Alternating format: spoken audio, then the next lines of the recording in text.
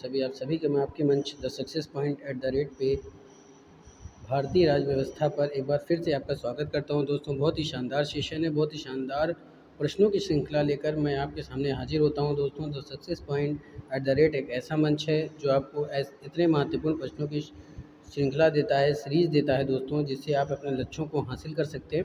तो फटाफट से वीडियो को शेयर कीजिए, लाइक कीजिए। वीडियो आपको कैसी लगती है कमेंट में ज़रूर बताएं। ज़्यादा से ज़्यादा लोगों को जोड़ने का प्रयास करें दोस्तों, क्योंकि द सक्सेस पॉइंट जो है वो आपको आपके लक्ष्य तक ज़रूर पहुँचाएगा, क्योंकि हमारा लक्ष्य ही है आपकी सफलता। और अगर आप चाहते हैं कि ज़्यादा से ज़्यादा प्रश्नों को आप लगाएं, तो आप मेरे प्लेलिस्ट में जा कर के और प्रश्नों को लगा के सॉल्व कर सकते हैं, जिसमें 1000 से 1500 ऊपर क्वेश्चनों का डिस्कशन हो चुका है। आप उसको भी देख करके सॉल्व करने का प्रयास कर सकते हैं। चलिए, तो शुरू करते हैं आज के शानदार महत्वपूर्ण प्रश्नों की श्रृंखला का पहला प्रश्न। आइए, पहला प्रश्न कह रहा है कि निम्नलिखित में से कौन सा आधिकारिक दस्तावेज भारत से संबंधित है। आपके ऑप्शन है हरित पत्र, श्वेत पत्र, पीत पुस्तिका, नीली पुस्तिका। प्रश्न क्या है कि निम्नलिखित में से कौन सा आधिकारिक दस्तावेज भारत से संबंधित है।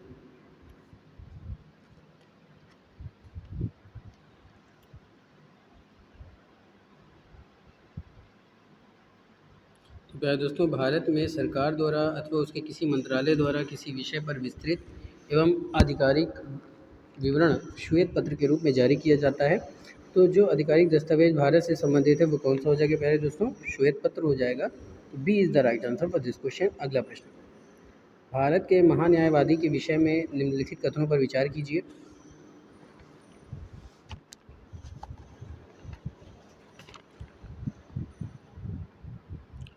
प्रश्न क्या कह रहा है? वह भारत के राष्ट्रपति द्वारा नियुक्त किया जाता है, उसमें वही योग्यताएं होनी चाहिए जो सर्वोच्च न्यायालय के न्यायाधीश की होती है। उसे संसद के किसी भी एक सदन का सदस्य होना चाहिए।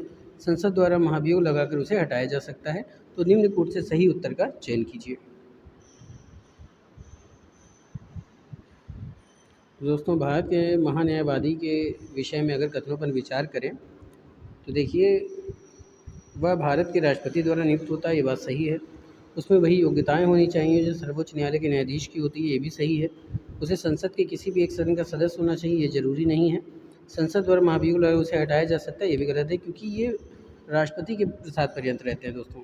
ठीक है, तो इनमें से कौन सा सही हो जाएगा? पहला और दूसरा। पहला दूसरा कहाँ पे? ए पे दिया हुआ है, तो A is the right answer for this question. अगला प्रश्न, निम्नलिखित कर्तव्यों में से कौन से एक का भारत के नियंत्रक एवं महालेखा परीक्षक द्वारा पालन नहीं किया जाता है? एक बार फिर से सुन लीजिए, निम्नलिखित कर्तव्यों में से कौन सा एक का भारत के नियंत्रक एवं महालेखा परीक्षक के द्वारा पालन नहीं किया जाता है? आपके ऑप्शन है भारत की संचित निधि से होने वाले सभी व्ययों का लेखा परीक्षण करना और उनके संबंधों में प्रतिवेदन प्रस्तुत करना। अगला क्या है? आकस्मिकता निधि और लोक लेखाओं से होने वाले सभी व्ययों की रेखा परीक्षा करना और उनके संबंधों में प्रतिवेदन प्रस्तुत करना। तीसरा क्या है कि सभी व्यापार, निर्माण, लाभ तथा हानि लेखाओं की लेखा परीक्षा करना और उनके संबंधों में प्रतिवेदन प्रस्तुत करना। चौथा है सार्वजनिक धन की प्राप्ति और निगम का नियंत्रण करना और यह सुनिश्चित करना कि सार्वजनिक राजस्व राजकोष में जमा हो। तो इसमें से कौन सा कर्तव्य है जो नियंत्रक और महालेखा परीक्षक द्वारा पालन नहीं किया जाता? तो प्यारे दोस्तों, वो कौन सा है? वो है आपका, आप कीजिएगा, वो है प्यारे दोस्तों सार्वजनिक धन की प्राप्ति और निगम का नियंत्रण करना और यह सुनिश्चित करना कि सार्वजनिक राजस्व राजकोष में जमा होता है या जमा हो। तो आपके ऑप्शन क्या हो जाएंगे? डी। तो D is the right answer for this question. दोस्तों, एक चीज़ के लिए मैं आपसे माफ़ी चाहता हूँ कि जो प्रॉपर वीडियो नहीं डल पाती, वो इसकी वजह यह है कि कुछ ऐसे काम आ जाते हैं जिसकी वजह से जाना पड़ता है।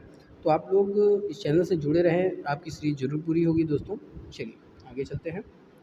आगे प्रश्न कह रहा है कि नियंत्रक एवं लेखा परीक्षक की नियुक्ति राष्ट्रपति द्वारा होती है, अपने पद से उसे हटाया जा सकता है।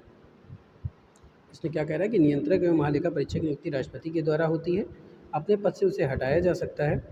तो आपके ऑप्शन है राष्ट्रपति के द्वारा, संसद के दोनों सदनों के संबोधन पर, सर्वोच्च न्यायालय द्वारा या फिर राष्ट्रपति की संस्तुति पर सर्वोच्च न्यायालय के द्वारा।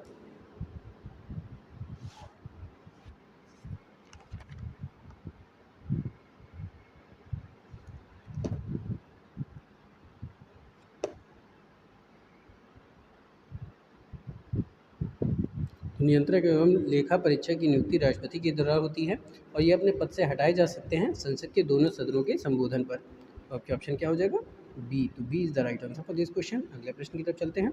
भारत के प्रथम विधि अधिकारी के रूप में कौन जाना जाता है? भारत के मुख्य न्यायाधीश, भारत के महानियंत्रक, भारत का महान्यायवादी या फिर विधि सचिव? तो भारत के प्रथम विधि अधिकारी के रूप में कौन जाना जाता है? तो अनुच्छेद 76 के अनुसार भारत का महान्यायवादी राष्ट्रपति द्वारा नियुक्त किया जाता है। राष्ट्रपति उसी व्यक्ति को महान्यायवादी नियुक्त करेगा जो उच्चतम न्यायालय के न्यायाधीश नियुक्त होने की अर्हता रखता हो, यानी कि योग्यताएं रखता हो। महान्यायवादी भारत सरकार का प्रथम विधि अधिकारी होता है। तो क्या हो जाएगा? भारत का महान्यायवादी। तो आपके ऑप्शन क्या हो जाएंगे प्यारे दोस्तों? सी। तो C is the right answer for this question. अगला प्रश्न, लोक निधि का अभिभावक किसे कहा जाता है? राष्ट्रपति, नियंत्रक एवं महालेखा परीक्षक, संसद या फिर मंत्रिपरिषद? लोक निधि का अभिभावक किसे कहा जाता है?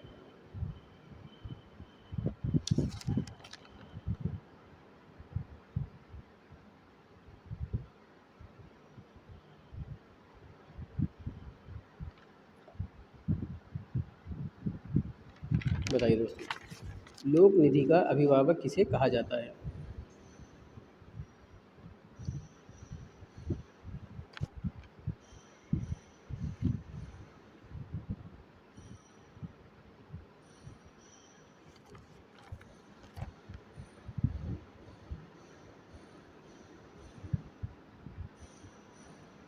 तो प्यारे दोस्तों, लोक निधि का अभिभावक किसे कहा जाता है? तो ये कहा जाता है नियंत्रक एवं महालेखा परीक्षक को। तो आपके ऑप्शन क्या हो जाएंगे? बी। तो B is the right answer for this question. अगला प्रश्न, भारत का नियंत्रक एवं महालेखा परीक्षक निम्नलिखित का एक मित्र एवं मार्गदर्शक होता है? प्रवर समिति, प्रकरण समिति, प्रधानमंत्री या फिर लोक लेखा समिति?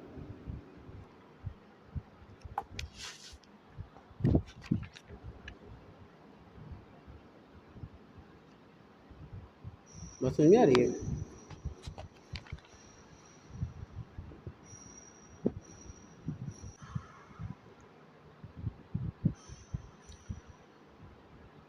भारत का नियंत्रक एवं महालेखा परीक्षक किसके प्रति एक मित्र एवं मार्गदर्शक होता है?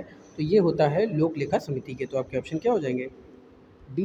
तो D is the right answer for this question. अगला प्रश्न, निम्नलिखित कथनों पर विचार कीजिए। भारत में राज्य के महाधिवक्ता की नियुक्ति भारत के राष्ट्रपति द्वारा संबंधित राज्य के राज्यपाल की अनुशंसा पर की जाती है। सिविल प्रक्रिया संहिता के उपबंधों के अनुसार राज्य स्तर पर उच्च न्यायालय के मूल, अपीलीय तथा सलाहकार अधिकारी होते हैं। उपर्युक्त कथनों पर विचार कीजिए।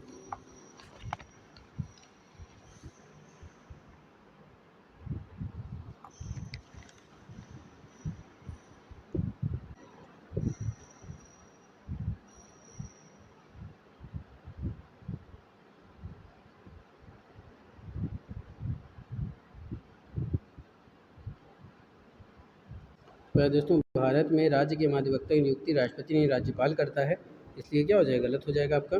सिविल संहिता प्रक्रिया के उपबंध में अनुसार राज्य स्तर पर उच्च न्यायालय की मूल, अपीलीय तथा सलाहकार अधिकारी होते हैं। ये क्या हो जाएगा आपका? दूसरा, केवल दूसरा। तो B is the right answer for this question. अगला प्रश्न, राज्यसभा के विषयों पर विचार कीजिए। भारतीय संविधान का अनुच्छेद 80 राज्यसभा के गठन का प्रावधान करता है। राज्यसभा का गठन वर्ष 1952 में किया गया था। बिल्कुल सही है। इसके सदस्य विधानसभा के निर्वाचित सदस्यों द्वारा अनुपातिक प्रतिनिधित्व पद्धति द्वारा एकल संक्रमणीय मत द्वारा चुने जाते हैं। वह 12 सदस्यों को राष्ट्रपति मनोनीत करता है। सही है। राज्यसभा में प्रत्येक राज्य से कितने सदस्य होंगे? इसके लिए राज्य विशेष की जनसंख्या को आधार बनाया गया है। ये भी सही है। संसद ने 2003 में लोक प्रतिनिधित्व अधिनियम 1951 में संशोधन करते हुए राज्यसभा के निर्वाचन के लिए निवास संबंधी शर्त को हटा दिया। ये भी सही है। तो आपका पहला, दूसरा, तीसरा, चौथा कहाँ पे? डी पे दिया और D is the right answer for this question. अगले प्रश्न की तरफ चलते हैं। राज्यसभा के कार्य तथा शक्तियों पर विचार कीजिए। आइए देखते हैं। गैर वित्त विधेयकों के संबंध में राज्यसभा को उतनी ही शक्तियां प्राप्त हैं जितने लोकसभा को। धन विधेयकों के मामले में उसे 14 दिनों के भीतर विचार करके अपनी राय लोकसभा को भेजनी होती है। ये भी सही है। अगला कथन है, संविधान संशोधन विधेयकों के मामले में राज्यसभा की शक्तियां लोकसभा के बराबर है। ध्यान रहे कि संविधान संशोधन विधेयक के मामले में संयुक्त बैठक का प्रावधान नहीं है। राज्यसभा को 2 ऐसे विशिष्ट अधिकार प्राप्त हैं जो लोकसभा के पास नहीं है। बिल्कुल सही है। अगला कथन है, अनुच्छेद 249 के तहत राज्यसभा को अधिकार है कि वह उपस्थित और मतदान करने वाले 2/3 सदस्यों के बहुमत से राज्य सूची में शामिल किसी विषय को राष्ट्रीय महत्व का घोषित कर सकती है। 312 के अंतर्गत राज्यसभा को शक्ति दी गई है कि वह उपस्थित और मतदान करने वाले 2/3 सदस्यों के समर्थन से कोई नई अखिल भारतीय सेवा या सेवाएं स्थापित करने का अधिकार संसद को दे सकती है। तीनों ही कथन क्या हैं? सही हैं। तो उपर्युक्त में से कौन सा फूड सही हो जाएगा आपका? पहला, दूसरा, तीसरा। तो A is the right answer for this question. अगले प्रश्न की तरफ चलते हैं। अगले प्रश्न की तरफ बढ़ने से पहले दोस्तों गुजारिश है कि अगर अभी तक आपने मेरे चैनल को सब्सक्राइब नहीं किया तो बेल आइकन ऑन कर दे ताकि नोटिफिकेशन मिलती रहे। चलिए, निम्नलिखित में से लोकसभा की शक्तियाँ और कार्य के संबंध में कौन सा कथन सही नहीं है? धन विधेयक अनुच्छेद 110 तथा वित्त विधेयक अनुच्छेद 117 सिर्फ लोकसभा में ही प्रस्तावित किए जा सकते हैं। राज्यसभा की शक्तियाँ इन मामलों में काफ़ी कम है। बिल्कुल सही है। धन विधेयक तथा संविधान संशोधन विधेयक पर संयुक्त बैठक का प्रावधान नहीं है। कार्यपालिका अर्थात सरकार पर लोकसभा का प्रभावी नियंत्रण होता है। बिल्कुल सही है। मंत्रिपरिषद उस समय तक कार्य कर सकती है जब तक उसे लोकसभा का विश्वास हासिल हो। कोई व्यक्ति एक ही समय संसद या राज्य के विधानमंडल के किसी सदन का सदस्य नहीं हो सकता। ऐसी स्थिति में 14 दिन के अंदर राज्य के विधानमंडल की सीट खाली करनी होती है, अन्यथा संसद में सदस्यता समाप्त हो जाएगी। ये भी सही है। लोकसभा अनुच्छेद 83 के अनुसार लोकसभा के सदस्यों में से एक को अध्यक्ष तथा एक को उपाध्यक्ष निर्वाचित करती है। तो दोस्तों ये अनुच्छेद 93 होगा, अनुच्छेद 83 नहीं। तो आपका डी ऑप्शन क्या हो जाएगा? गलत हो जाएगा।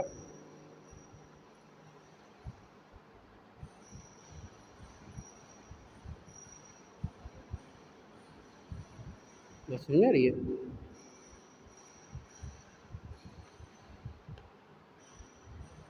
चलिए आगे चलते हैं। भारत के महान्यायवादी के संबंध में कौन सा कथन सही है? संविधान के अनुच्छेद 76 का महान्यायवादी के पद का प्रदान करता है। इसकी नियुक्ति राष्ट्रपति के द्वारा की जाती है। यह राष्ट्रपति के प्रसाद पत्र धारण करता है। बिल्कुल सही है। भारत सरकार का सर्वोच्च विधि अधिकारी होता है। 3 अधिकारियों को विधि अधिकारी माना गया है। भारत का महान्यायवादी, भारत के महाधिवक्ता तथा भारत के अपर महाधिवक्ता। इनमें महान्यायवादी सर्वोच्च स्तर पर है। ये भी सही है। महान्यायवादी नियुक्त होने के लिए उन योग्यताओं का होना आवश्यक है जो उच्चतम न्यायालय के न्यायाधीश नियुक्त होने के लिए होती है। बिल्कुल सही है। तो ये कौन सा कथन हो जाएगा प्यारे दोस्तों? एक मिनट माफ़ कीजिएगा।